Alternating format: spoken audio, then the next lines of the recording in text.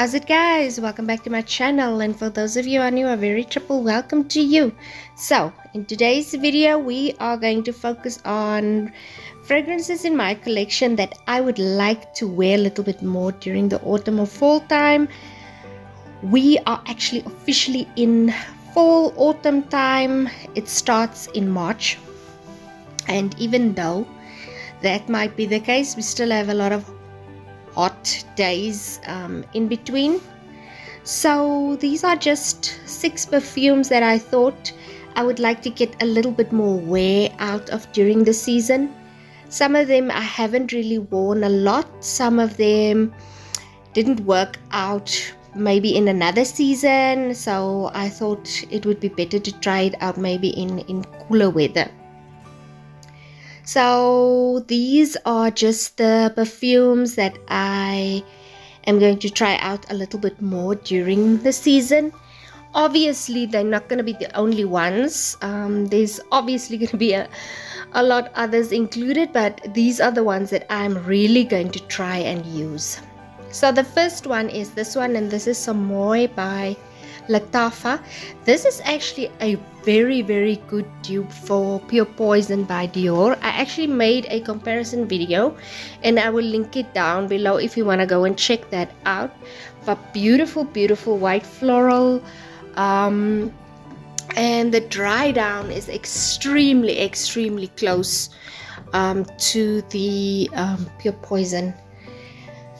Very inexpensive fragrance, extremely inexpensive. I was actually shocked when I saw the price, and also in comparison, you know, to Pure Poison Dior perfumes is actually quite expensive in South Africa.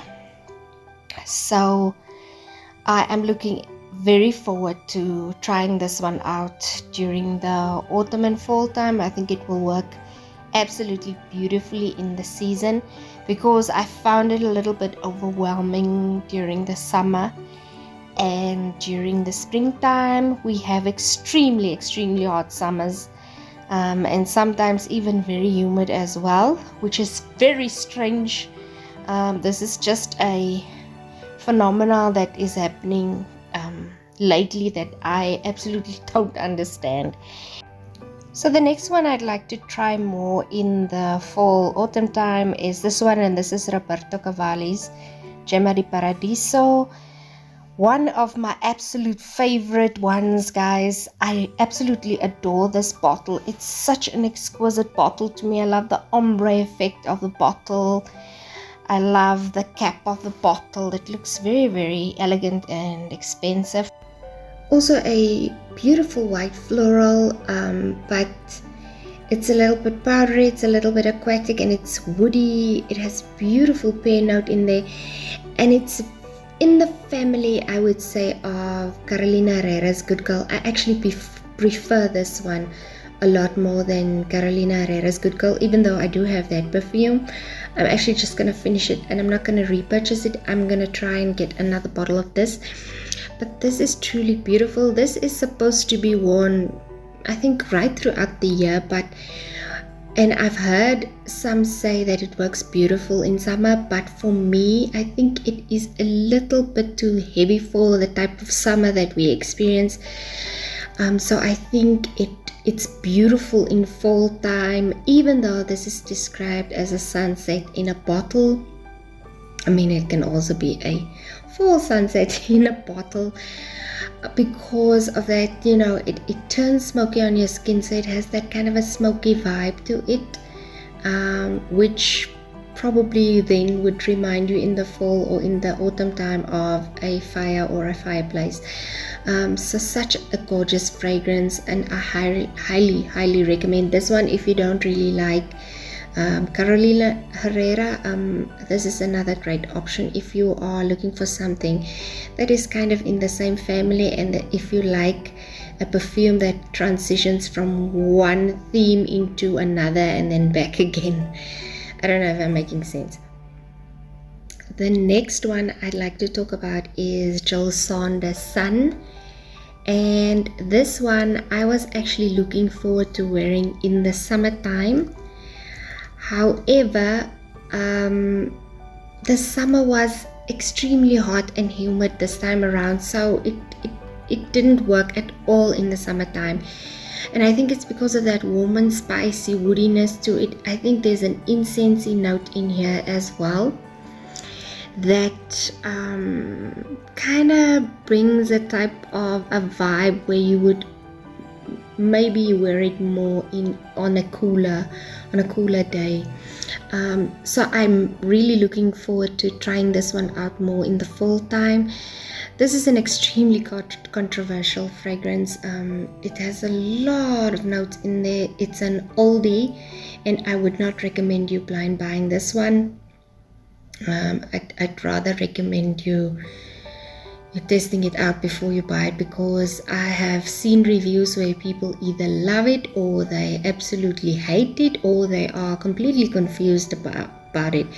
And I was actually also confused about it in the beginning, but then I realized I've actually smelled this before, and the dry down to me is absolutely stunning, and I think it will work perfectly in a cooler weather, which in this case would be our autumn or fall time. So that is Jil Sander Sun. Then the next perfume that we're gonna look at is another Roberto Cavalli, and this is just the EDP, the Eau de Parfum. And this is a beautiful vanilla and amber fragrance. It's also a white floral, but I actually get more of the amber and vanilla in this fragrance. It's not, it's soft and spicy. It's not an extremely spicy perfume, but it's just enough to give you that kind of an autumn fall vibe. This is also a fragrance I would wear right throughout the year, depending on the type of days that you have in a season. I think this can be worn on an extremely cold day or even an extremely hot day. This is just a beautiful, elegant fragrance. It's very expensive smelling to me, and it's perfect for an office setting, especially when you have like office meetings and things like that. Then the next fragrance, it's one of my favorites that I absolutely adore. It's also a very old type of fragrance. This is Versace's Crystal Noir, and this is beautiful, guys. This is a cold spicy fragrance, and I'm going to wear this one during the more warmer days. I know Fragrantica describes it as warm and spicy, but I think it's cold and spicy. It's a white floral. This is the EDT, so it does not have that coconut note in there. I'm actually very afraid of coconut notes in my perfumes, guys. I don't know why, I just cannot. I like it in body lotions and things like that, but coconut in perfume, I just haven't found one that I am absolutely in love with.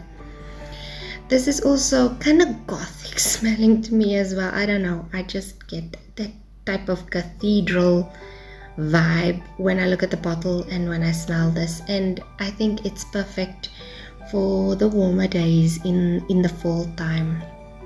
It's also, you know, something that some people don't like and some people love. I haven't heard anyone that is in the middle on this one, and this is just a beautiful perfume to me, and I'll always have it in my collection.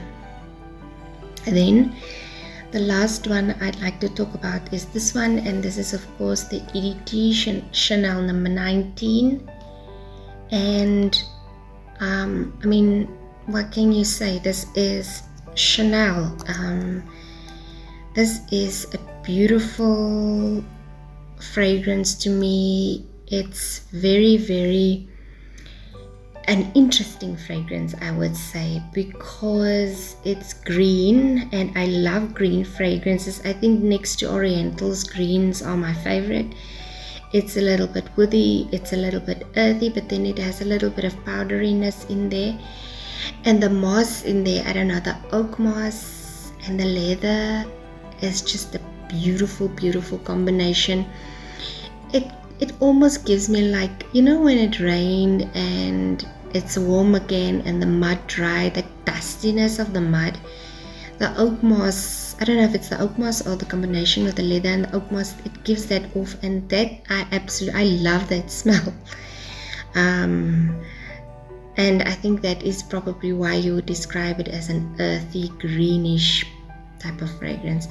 So I absolutely adore this one, and I'll also probably wear this one on the days where it's not as cold, but it's not as hot as well. It's cool. It's a cool day, and I'm absolutely looking forward to wearing this more. I've actually been wearing it a lot.